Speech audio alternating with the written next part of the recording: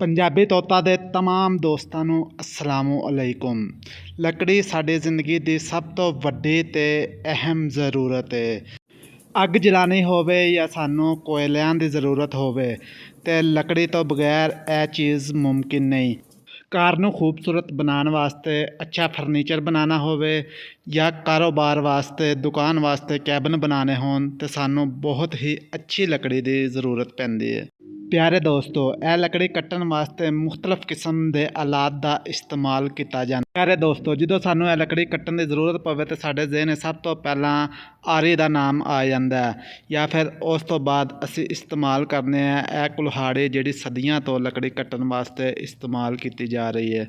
ਲੱਕੜੀ ਕੱਟਣ ਵਾਸਤੇ ਕੁਲਹਾੜੀ ਦਾ ਇਸਤੇਮਾਲ ਸਦੀਆਂ ਪਹਿਲਾਂ ਵੀ ਕੀਤਾ ਜਾਂਦਾ ਸੀ, ਲੇਕਿਨ ਇਨਸਾਨ ਦੇ ਬਣਾਏ ਹੋਏ ਜਦੀਦ ਆਲਾਤ ਨੇ ਲੱਕੜੀ ਦਾ ਕੰਮ ਕੱਟਣ ਨੂੰ ਬਹੁਤ ਆਸਾਨ ਕਰ ਦਿੱਤਾ। ਤੇ ਅੱਜ ਅਸੀਂ ਐਸੀ ਹੀ ਐਕਸੀਵੇਟਰ ਮਸ਼ੀਨਾਂ ਤੁਹਾਡੇ ਵਾਸਤੇ ਲੈ ਕੇ ਹਾਜ਼ਰ ਹੋਏ ਹਾਂ।